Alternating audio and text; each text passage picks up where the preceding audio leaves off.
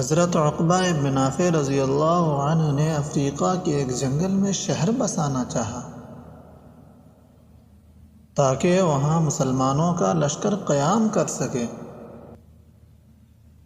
چنانچہ اس کے لیے جس جگہ کا انتخاب کیا گیا وہاں ہزاروں قسم کے جانور اور خونخوار درندے بسے ہوئے تھے۔ حضرت عقبہ بن نافع نے اللہ سے دعا کی،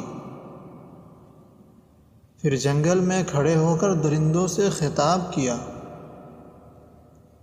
کہ اے جنگل کے سانپوں اور درندوں، ہم محمد رسول اللہ صلی اللہ علیہ وسلم کے صحابہ ہیں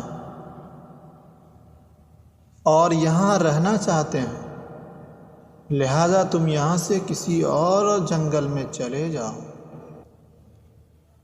اس کے بعد جو بھی ہم کو ملے گا ہم اس کو قتل کر دیں گے۔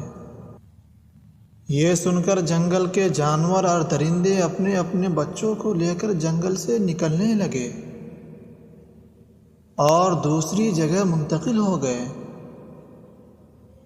مسلمانوں کے اس ایمانی قوت کے حیرت انگیز کرشمے نے لوگوں کو متحیر کر دیا اور بربر قوم کے بہت سے قبائل نے اس دن ایمان قبول کیا۔